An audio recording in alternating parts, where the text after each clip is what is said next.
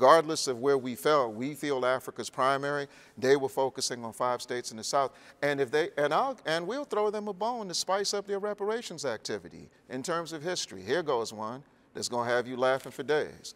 Why these folks haven't asked Vladimir Putin to write a statement for reparations in support? Because he would. You know why? Because Joseph Stalin in 1928 supported the call for the Black Belt South, which was one of the original calls for Africans to have 5 states in the South. They would get the most publicity around reparations they've gotten since Bush said we shouldn't go to Durban. So tell them to get Vladimir Putin to write a written statement in support of reparations for Africans everywhere. And let's see how that goes. And that's just something that comes out of the strategic for them. It's evident that he cares. What do you care about? Welcome to the Rock Newman Show. It's the Rock Newman Show.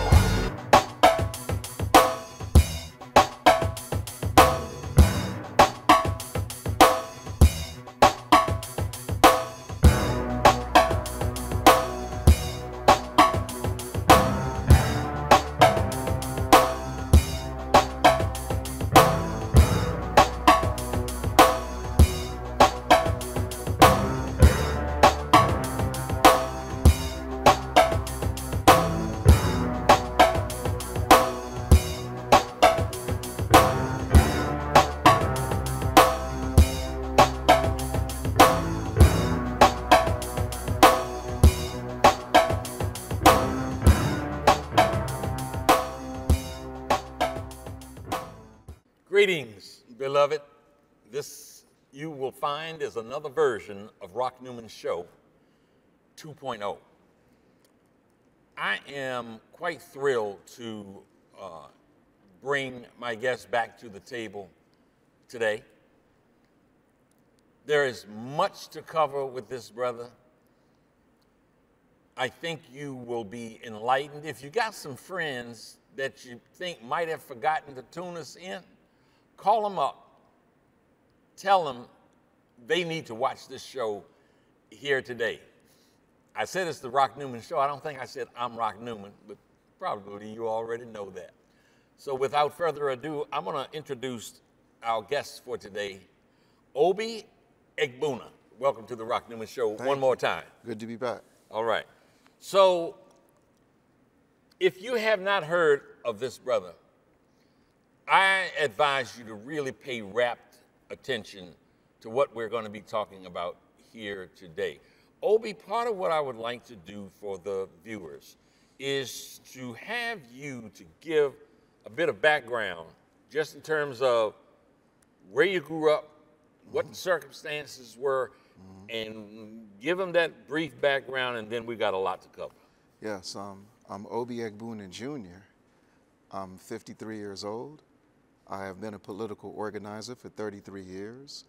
The skill sets I bring to the table as my contribution to our collective resistance: I'm a children's playwright.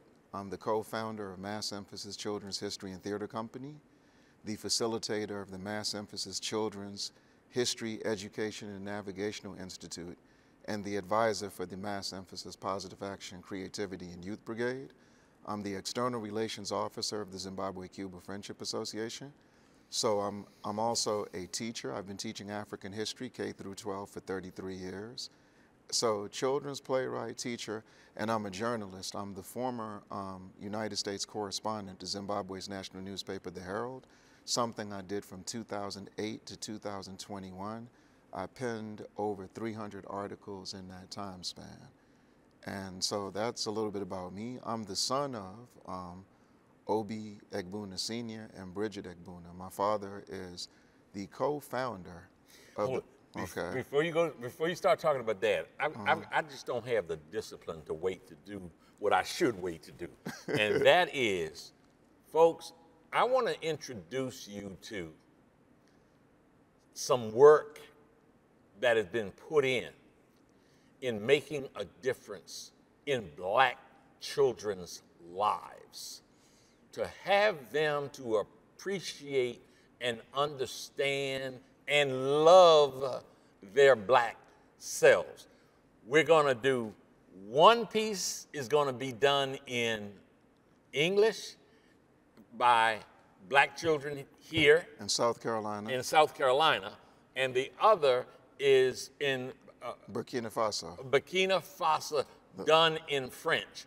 But we'll have subtitles where you'll be able to understand all of it. Here we go. 1,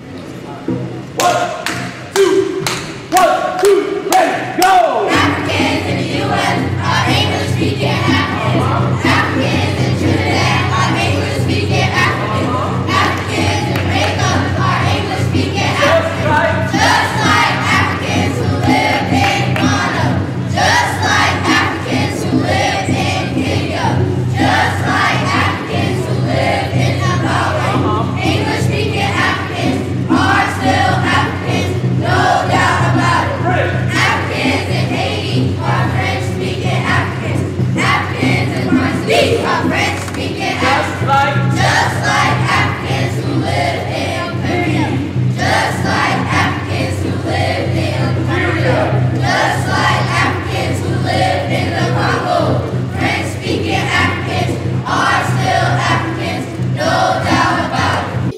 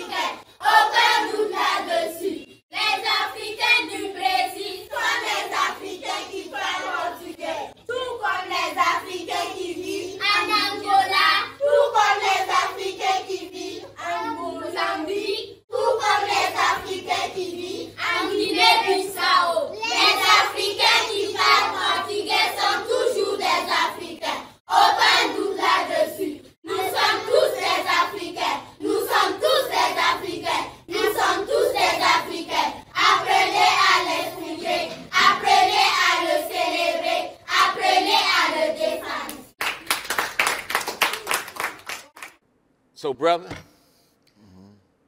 this interview is over. We're just going to end it on that highlight right there. We're going to end it on that. I don't have the skill set, the interviewing ability to do anything better than what we saw right there. Folks, now we're going to hang in here and talk a little bit more. But that is something that literally put chills on my arm, and there they are. That is just so exciting and so powerful. Let me ask you a question. Sure.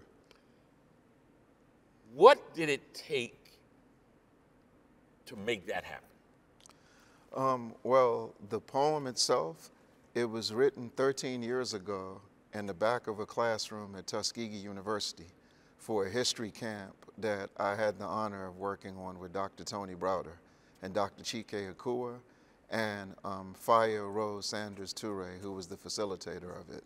And I just was sitting there and I thought about it. And because we're always challenging ourselves to engage children creatively. But thanks to a 24-year-old sister named Inem Richardson, who has started a Thomas Sankara Center in Burkina Faso, which is who came up with the name Burkina Faso. As many people know, that means in English, land of the upright people, which they changed after they liberated the country from French colonialism. So I've been working with her. They actually did one of our plays for the Day of the African Child Juneteenth celebration that we had about Osajifo, Dr. Kwame Nkrumah, and Thomas Sankara. But she liked the poem so much that she did an additional video of the poem. So that's how that happened. Then you have another brother, about 28 years old, named Salifu Mack, who's a teacher in a high school in South Carolina, where the great Satima Clark taught for 46 years. And of course, she was forced to she was removed because she refused to abandon her NAACP membership. If y'all don't know that name, Satima Clark. Yes. Look it up. Yes. And for those who may not know her story, at the time, the NAACP was considered a terrorist organization, believe it or not. And she was told that she had to choose between teaching and the NAACP. And so this brother in that same part of the country has done some incredible work. So he just did that with his students. And those same students, he's also a band instructor. So he had taught his students how to play Guinea's national anthem in our play we did last year called Ready for the Revolution. So I wish I could take all the credit. Yes, I did write the poem, but that is the work of 24-year-old Inem Richardson in Burkina Faso and 28-year-old Salifu Mack in South Carolina. So someone who I dearly, dearly love, and I think can make a small claim that he loved me a little bit also. Kwame Nkrumah, Stokely Carmichael. You just mentioned Ready for the Revolution. For those of you who don't know, who never had the beautiful pleasure of talking to that bright light of a man, Stokely Carmichael, Kwame Nkrumah, that's how he answered his phone. Ready for the revolution. Ready for the revolution. So there are so many places that I want to go here. One is this. Okay. I want now you to talk more about your father. And I want to talk to you about highlighting the process that led to the release of your father's book, chronicling the struggle to build both the Black Power movement and the Black Panther Party, which is entitled Destroy This Temple. Yes. Please. Well, it's a 7-year process, and of course we must thank the Honorable Paul Coates and Black Classic Press for putting it out. I had just come back from Harare, 26 hours in the air, and my mother had approached Mr. Coates and Black Classic Press about putting out my father's literary work, books like Wind versus Polygamy, which he wrote in 1964, which was transcribed into a play and was Britain's submission to the first World and Arts Festival in 1966 that Katherine Dunham was the main organizer of coming out of the United States. I believe Lyndon Johnson had appointed her cultural ambassador. So my father's play was the submission. So he had works like The Anthill, Emperor of the Seed, The Madness of Didi, work on a cultural note in the struggle to make our cultural and political expression synonymous. But because Mr.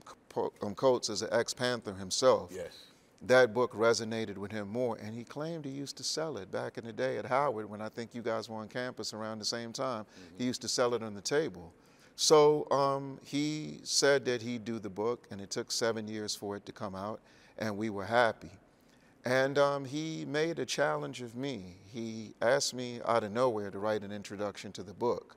Now, yes, that is my father, but I'm born after this period, and the book was originally released in 1971. So as this day marks the anniversary of the Sharpeville-Kwalanga massacre, which took place in Azania, South Africa on March 21st, 1960, and we want to say happy independence to our comrades in Namibia, as today is their Independence Day. So it was Jerry Shishibe, who passed away last year, who was one of the main organizers of the Pan-Africanist Congress of Azania's exile community. He came to me and he said, your father's writing on Libya, and your father's writing defending President Mugabe in Zimbabwe shows that the pen is still our best weapon. Please tell him that when you talk to him again. And I said, I can't tell him that. And he said, why not? I said, he didn't write that. And he said, who wrote that? It said his name. I said, no, that was actually me. And at that point, that's when I began to use Obi Egbuna Jr. So that helped me go back through that process and write the introduction to the book. So I did write the introduction for the re-release of the book. And it took 7 years. We were very patient. There were some books ahead of ours. We had an incredible press conference in December to launch the book. Osajefo Dr. Kwame Nkrumah's daughter from Ghana did a video. No, she was live at the press conference from Ghana. Ayanna Gregory and Johanse Makubela, Dick Gregory's son and daughter, my contemporaries, they gave video messages. One of Amiri Baraka's daughters, Maria Jones, was there. So we got a lot of love. And we had some of the children from Mass Emphasis MC the event. So the event, it chronicles the struggle to build and establish the Black Panther Party and the Black Power movement in London.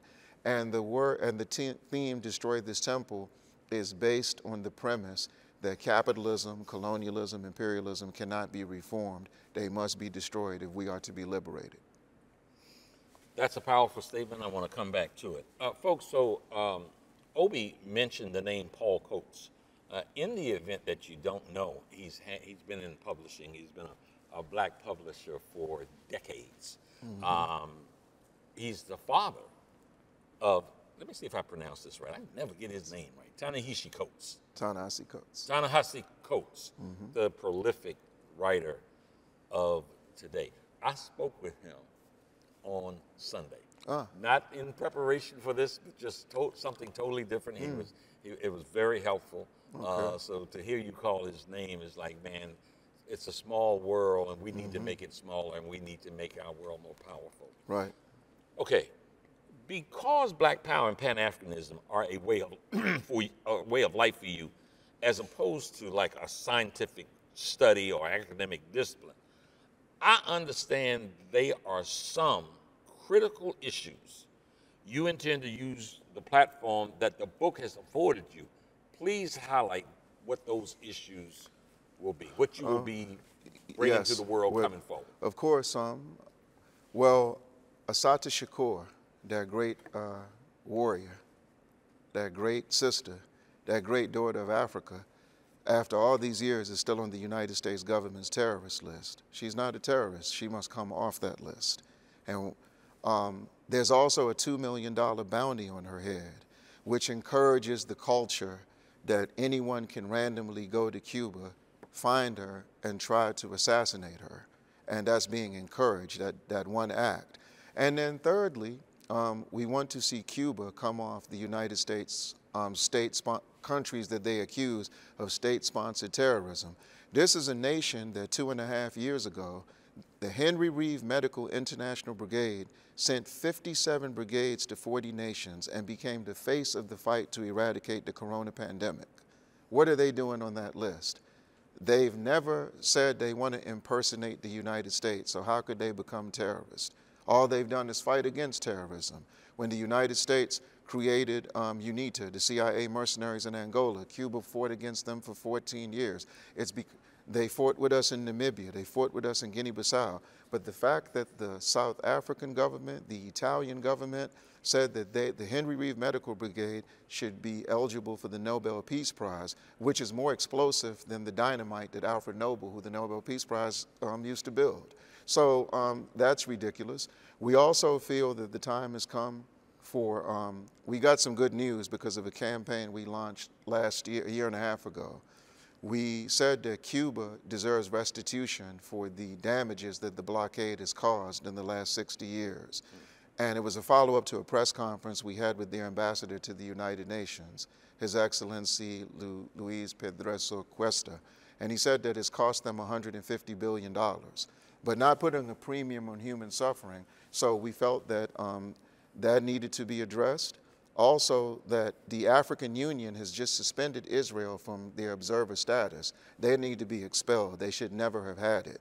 And we feel that after all these years, 47 nations in Africa, that's 47 of our 55, have Israeli embassies. So when you look at the fact that Israel stood up by themselves and said that Algeria's self-determination should not be recognized after they won the armed struggle, refused to recognize self-determination for Tunisia, attempted to bomb Egypt/Kemet off the face of the earth, and openly supported British and Dutch colonialism under the auspices of apartheid in what's called South Africa, German colonialism in Namibia, British and Rhodesian colonialism in Zimbabwe and Zambia. There's no reason for Israel to be on the continent. And we also need to address the fact that the Anti-Defamation League has funneled police departments, including the Capitol Hill Police right here in D.C., Baltimore Police, Detroit Police, New York Police, to occupy territory in Gaza so they can be trained by the Israeli Defense Forces how to stop popular uprisings in the United States. So we're using our platform to bring attention to those issues. Oftentimes, when there is a rooted truth spoken to folks of the Jewish faith, spoken to Israelis, talking about Israel, you automatically, it doesn't matter how much it's true what you're saying, but if it's unpopular and uncomplimentary, you become stamped as an anti-Semite. What you just said will get you that stamp. And you say what? I heard it a long time ago, but we're anti-Zionist. And the way that we can resolve that, I have a challenge for you as my brother. The challenge goes to you, to Roland Martin, to my brother Wilma Leon, and our sister Joy Reid. I think before this year is over, we need to have a conversation in Washington, D.C. about Zionism. And I would like next to me, the Honorable Minister Louis Farrakhan. I would like next to him, Dr. Cornel West. And I know that Mr. Harry Belafonte has had some health issues, but he can send a proxy of his choice. And I think that what you would get out of that is you will get the full spectrum on how we deal with Zionism. The Honorable Minister Louis Farrakhan will deal with it theologically. Cornel West is a social democrat by orientation, and we know he wrote a book with a man named Michael Lerner about African and Jewish relations. And Mr. Belafonte has been the most pro-Israeli visible person in our community. He popularized the song Hava Nagila, which is a song that celebrates the Balfour Declaration. He has openly supported Israel for a very long time, so this gives us the opportunity to deal with that on all. And once again, if the Honorable Minister Louis Farrakhan, because he's 90 years young, but man, he looked strong at Savior's Day, didn't he? Yes, he did. But if he can't make it, he can send Riza Islam, Nuri Muhammad, or Wesley Muhammad as a proxy. But that conversation should take place this year in Washington, D.C., where we deal with Zionism. And my challenge is we don't mention Judaism one time, because Zionism is an atheist political philosophy that functions in the tradition of the colonialists that came to get our ancestors on a ship named Jesus. The worst atrocities have been committed in the world in the name of God. And the only thing worse than fighting against those is using God as an excuse not to stand strong. And we know that's alien to our culture. We've had the African fighting spirit exist in all of us, and when we tap into it, we go ruthlessly against anyone who will commit a crime against humanity in the name of Judaism, in the name of Christianity, in the name of Islam, or any ancient traditional African discipline. So in the name of the African fighting spirit, a friendly challenge to you, Mr. Newman, to Wilma Leon, to Roland Martin, and to Joy Reid to put that discussion together. Well, let me say this. I cannot, of course, speak for anyone else, but I want to look directly in that camera right there and say that that is a challenge, absolutely, that I would accept. In the event that anybody hasn't paid attention to me and my practice and my behavior in the past, I say to them, yeah, I accept it because I ain't scared. And look, I'd be more than happy to try to be a conduit. Some of them I've got direct contact with. Exactly. And I certainly would pose that. It's long overdue. I would absolutely pose it and let the chips fall where they will. So exactly. we shall see. Look, while we're talking about Zionism, I want you to address it based on the latest development with Kanye West and Kyrie Irving. Is it anything that we're missing that you care to touch on in one of what they did, what they said, and then the response to what they did and what they said? I think it's just a question of us going on the offensive. The only conversation right now we should be willing to have about the Anti-Defamation League is them sending police departments that already slaughter our people every 28 hours, according to the study of the Malcolm X grassroots movement. And we say that in Washington, the surveillance capital of the world. So if the conversation isn't about that, we're not interested. And on a Pan-African scale, Israel's crimes against the African continent. We have to deal with that.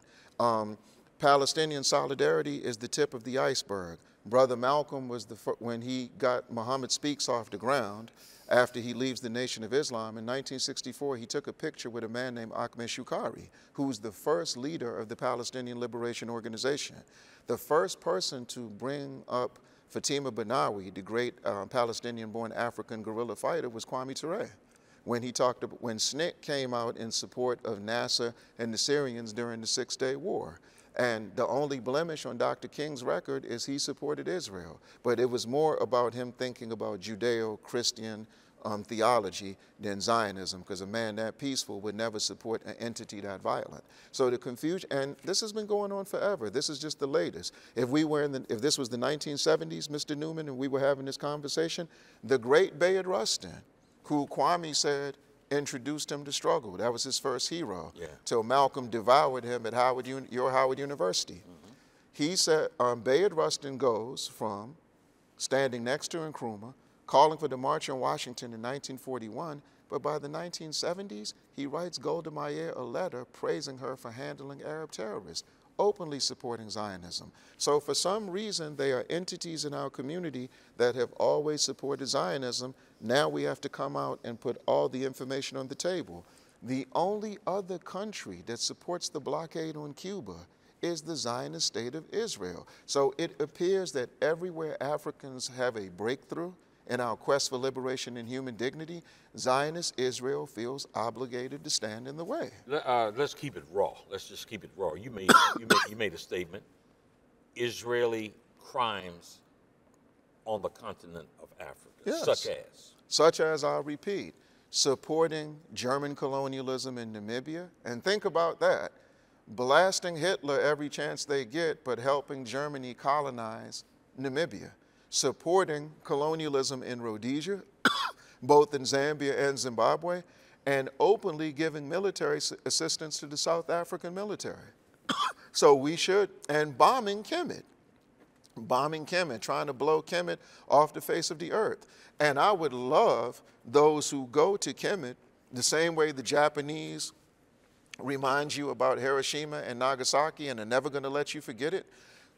We need to go to Kemet and talk to the people who survived those bombings, talk to the families who lost loved ones during those bombings. That bombing by Israel, and Israel instigated the bombing of Libya in 1986 by Ronald Reagan.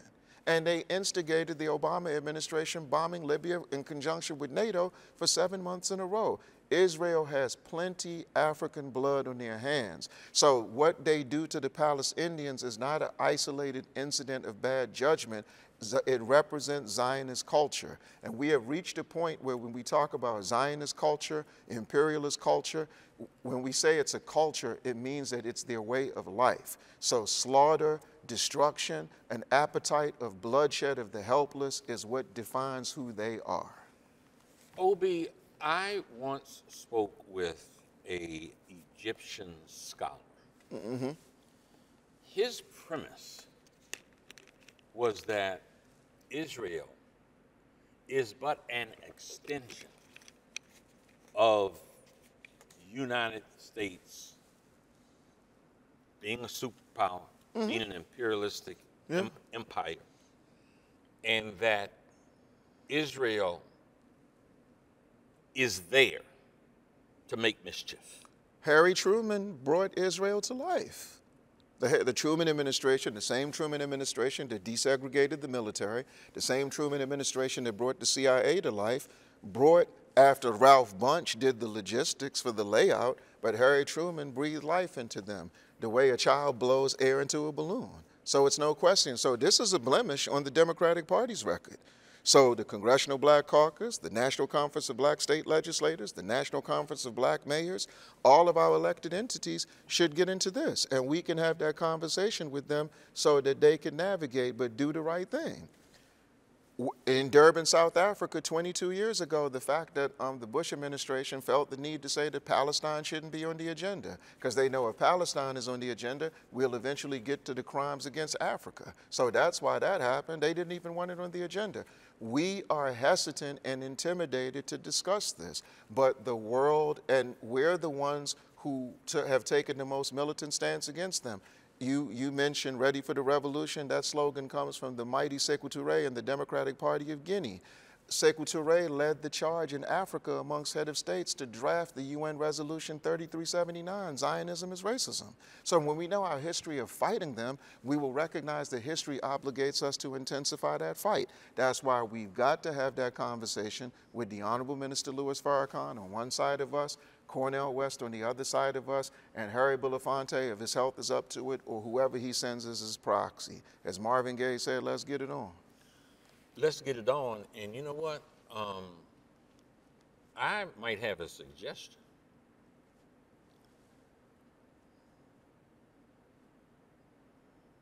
For a robust conversation. Harry Belafonte, you characterize Harry Belafonte as being a strong supporter.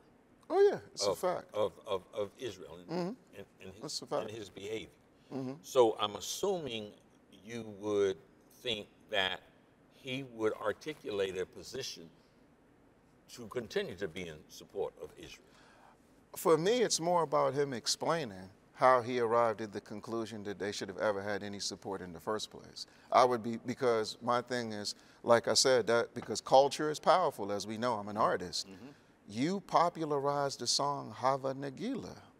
And that song is celebrating the Balfour Declaration. For your listeners that don't know what that is. Yeah, I was going to ask you to explain that. Lord Arthur Balfour in 1914 created the declaration that laid the foundation for Palestine to be invaded. Now, the Zionist movement is born in 1897. That's 12 years after the Berlin Conference.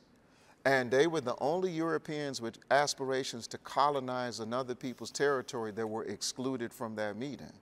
But in their planning, they were looking at land in Kenya, land in Uganda, land in Switzerland. But to support the mythology, to support the masquerade, they decided on Palestine. So when you look at Britain's role, Lord Arthur Balfour in particular, why would someone who has a track record of pursuing justice, bare minimum, because justice is an appetizer for us, we want power, but justice en route to power, not a problem. How do you end up becoming such a strong advocate for Zionist Israel? And I wouldn't want to put words in his mouth, but I think he's never explained that to us, and I would love him to do it, not just to me, but to us. And so I'm going to ask you this. Is there what's your reason in that challenge for not having an Israeli? Because we need to talk that out amongst ourselves. Because a lot of times, and this is why we have so much love and appreciation for you, our people for a very long time have been deprived full spectrum engagement. I'll use 1993, 30 years ago, when they had the Sacred Covenant at the Congressional Black Caucus. The Honorable Minister Louis Farrakhan was there. He should have been. Ben Chavis was there representing the NAACP. He should have been. The Congressional Black Caucus was there. But they were and they said it was a sacred covenant, so it had United Front character. But who of the 60s generation pushed harder for an African United Front than Kwame Ture? Why wasn't he invited? Why wasn't he there? Not just him, why were no nationalist organizations there? Now, keep in mind that same CBC weekend, John Conyers had a forum on the harassment of our elected officials being under intelligence surveillance. And then the community came and said, you have to also talk about the counterintelligence program, because if you don't, it sends a message that it's okay to have us under an intense microscope, but elected officials should be devoid of that. So at that same thing, you ended up having that conversation, but so it showed the scrutiny of those of us who are to the left. So our people never get a chance to really hear full spectrum engagement. So they don't hear a revolutionary perspective on things. They only hear a progressive, moderate, or all the way to the right, how we should move as a people. So what that conversation could perhaps do, in addition to dealing with Zionism, it could serve as a model of how we have public engagement moving forward, showing that people are not politically insecure or intellectually insecure, put everybody there. And it was the most honorable Elijah Muhammad that told Brother Malcolm, give our people a choice between the clean and the dirty glass. How can we do that if if all the glasses aren't there? So that conversation can only happen when all of us who represent the spectrum are there. That's why I made those entities. Cornel West would represent the Social Democrats. We would represent those who move in the revolutionary Pan-African direction. The Honorable Minister Louis Farrakhan would represent the theological and nationalist entities, and Harry Belafonte would represent the civil rights entities who, for whatever reason, have been favorable on the Zionist question. So we cover all bases. Yeah. So I've had several interviews as of late with individuals who are striving for reparations. There have been different philosophies amongst those people that I have talked to about getting reparations. Pretty much, they stay away from the concept of Pan-Africanism. So here I want to ask you. So we have heard since we last talked, we've had some really harsh critiques of taking a Pan-African approach to our struggle. From the perspective of a children's playwright for 13 years, you, an African history teacher for 33 years, and the first U.S. correspondent to Zimbabwe's national newspaper for 14 years. I'd like you to respond. Well, is that argument new? I don't think it's new. In 1988, Mr. Newman, I was at the University of the District of Columbia, and I majored in political science. And I took a class called Black Politics, and we're talking 1988. So the second day of class, we had to submit a proposal for our term paper, what we wanted to do. And everybody in the class was doing something about Reverend Jackson's second quest for the presidency and Doug Wilder's quest to be the governor of Virginia. So we're a little different based on exposure. So we wanted to do something on Maurice Bishop and the New Jewel movement. So the professor flagged me down and said, "What do you want to do that for?" I said, "Well, he's a hero of mine. This is the 5th anniversary of his assassination. The Reagan administration invaded Grenada, and so he's a hero of mine. He was assassinated at 39 years old, just like Malcolm and Dr. King." So she said, "Well, here we deal with Black American politics." I said, "Grenada's in America. It's in the Americas. We don't accept the imperialist definition of America that's so fascist and white supremacist it would make Hitler and Mussolini envious. So we talking North America, South America, Central America, Latin America, the Caribbean, all the way to Canada." So Maurice Bishop organized, and the New Jewel movement had the most successful revolution in the Caribbean since the Cuban Revolution in 1959 and the Haitian Revolution in 1804. And he took power.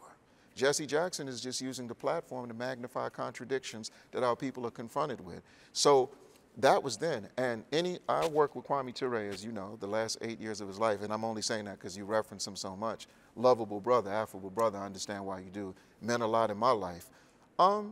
When he accepted the invitation of Kwame Sekou Touré on behalf of the Democratic Party of Guinea and Osajifo Dr. Kwame Nkrumah, who spent his last 6 years in Guinea in exile, to come there and be Osajifo's political secretary, the leadership of the Black Panther Party for Self-Defense said he ran away. He ran away. Ran away from what? He ran to a more intense part of struggle. As soon as he got there, he wasn't even there a year. Guinea was invaded by the Portuguese and the CIA. They tried to assassinate Kwame Sekou Touré and assassinated Amilcar Cabral. Run from what? So the Black Panther Party, who ironically, the two main books that they made prerequisites for ideological training were the Little Red Book of Mao Zedong and the Wretched of the Earth from Frantz Fanon. Frantz Fanon, born in Martinique, then goes to Algeria, becomes the editor of the national newspaper, and wrote 4 classic books. So what were they talking about? So this is nothing new. But I'll answer it on a practical level, because I'm an organizer. And I think at the age of 53, there's some direction that we can give. So, okay, let me highlight a few plays we did. Last year, we did a play called Ready for the Revolution, because Kwame Sekou Touré turned 100 years old. And Mbalia Kamara, the play was about her, our sister who led the women in Guinea. She was assassinated in 1955. So in 1955, for many people, they think Emmett Till. They think Claudette Colvin. They think Rosa Parks. They think about Claudia Jones, our sister out of the Caribbean, deported from the United States for joining the Communist Party, violating the McClellan Act at the time. And so we brought together Juneteenth and the Day of the African Child, because that was the 30th anniversary that was celebrated. Should we have separated the two? And we had children from Eritrea, a children's group called Hidri. They performed. The children of La Colmanita, Cuba's national theatrical ensemble, they performed. African children in a place called Matanzas, where the African community is deep in Cuba, they played African drums and the violin and cello. We had African children in Haiti reenact Makandal and Sisal Fatiman using juju and vundun to call us to arms. We had children out of D.C. doing steel pan drumming. So should we have separated? That's how we contributed. And children in Haiti, thanks to our brother Kwaku Lumumba, another dynamite organizer in his 30s, based in Atlanta, we wrote a play called Dim Parsley, which in Creole is how you say, just let me hear you say parsley, about the Parsley Massacre in the 1930s where the United States-backed military dictator Rafael Trujillo rounded up Africans in the Dominican Republic. He said, stop the Haitianization of our race. And he made the people say parsley. If you had a Spanish pronunciation, he knew you were born in the DR. If you had the French pronunciation, his death squad executed you instantly, and thousands of Africans were executed that way. We had children in Canada in that play. We had children in Liberia involved in that. We had the children in Burkina Faso you showed. So if you put Antonio Moore in front of me, you put Yvette Carnell in front of me, you put Tariq Nasheed in front of me, I dare any of them to say that that work wasn't necessary, that work wasn't timely, that work wasn't relevant. So I think when people see work with a Pan-African character done in person, then we did it, the last time I was on your show, 4 days later, was my son's welcoming to D.C. We did a play called Araminta and Samora, Treating the Sick, Liberating the Oppressed. For those of you who don't know, everyone knows by now for the most part, Araminta Ross is Harriet Tubman. She was a nurse as well as a liberator. We called her Moses. Samora is about Samora Machel, the first president of Mozambique. His middle name is Moises. That's how you say Moses in Portuguese. Before he became a guerrilla fighter, he was a nurse. His first political activity was he organized the Mozambican nurses to protest the differentiation in wages from Portuguese nurses. They were paid 4 times more. And if you know anything about the Mozambican Revolution, they had to escape from Mozambique to Tanzania to get their training. And they patterned their escape route after studying the Underground Railroad. We did another play called The Kiswahili Explosion a couple of years ago, a play in Swahili. Why? Because our community in this country 50 years ago adopted Swahili as their national language. You remember that. You were a little bit wiser at the time. And so there are 14 million homeless children in East Africa. So the play was about 5 homeless children in Tanzania who wanted to organize children all over East Africa to march against homelessness. When they did their research, they found out that US-born Africans celebrate something called Kwanzaa and embrace Swahili culture. And then they did a geopolitical study of our plight in the United States and saw that even though we're 12% of the population, we're 43% of the homeless. So under the banner of Kiswahili culture, they wanted African children to march against homelessness in the United States simultaneous with their march in East Africa. So that's how we answer that. So should we have separated the plight of homeless Africans in the US from homeless Africans in Tanzania? Should we have separated Samora Machel's story from Harriet Tubman's story? Should we have separated the Day of the African Child from Juneteenth?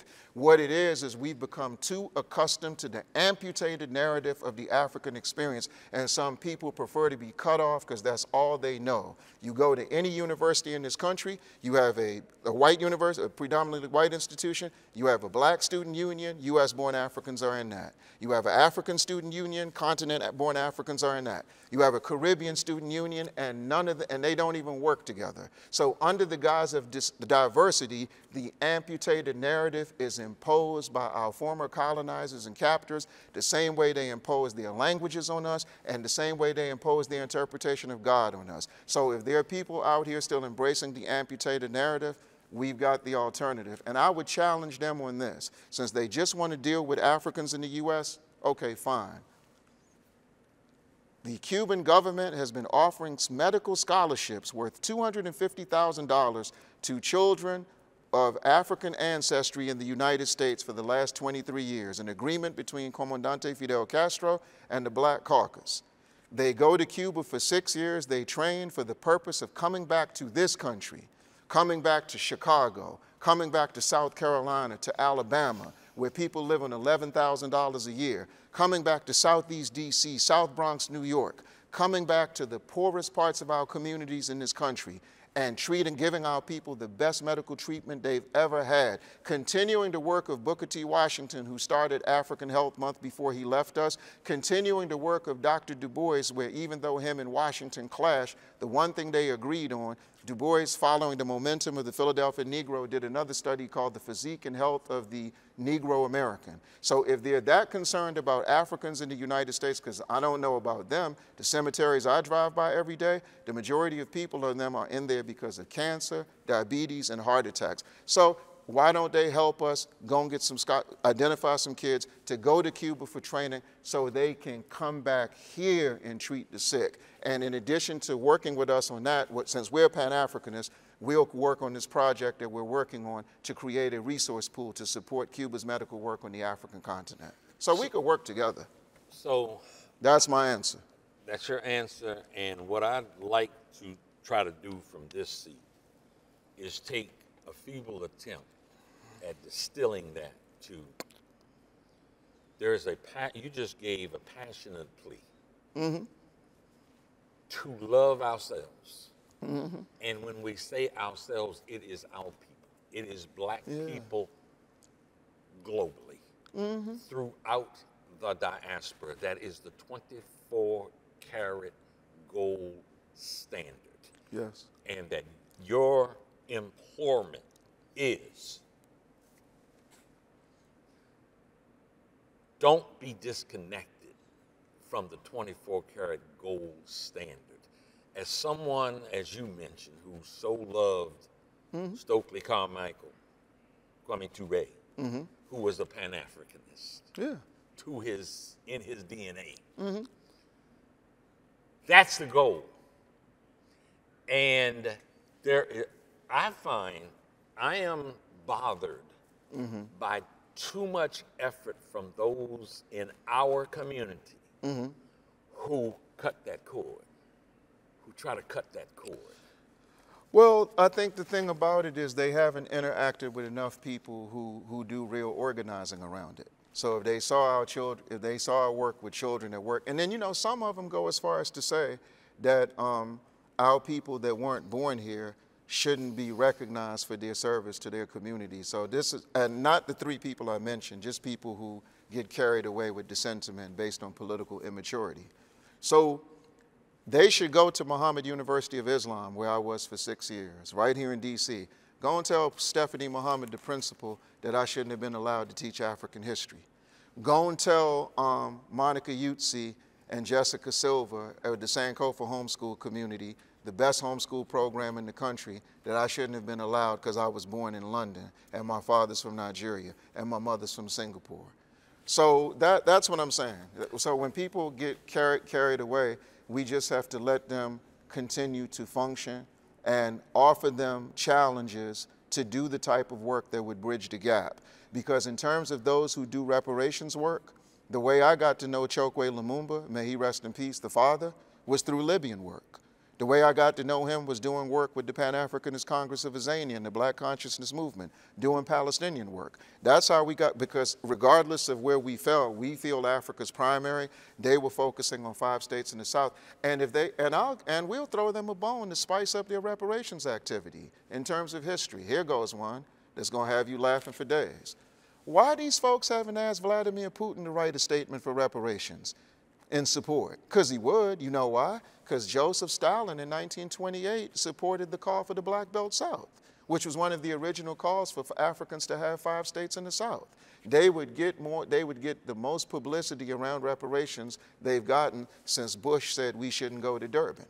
So tell them to get Vladimir Putin to write a written statement in support of reparations for Africans everywhere. And let's see how that goes. And that's just something that comes out of the strategic for them as an act of love. I've got 2 things I want to close out on with, drawing near to the end. So 30 years ago, you testified at the Congressional Black Caucus session on the harassment of elected officials, which also dealt with counterintelligence programs.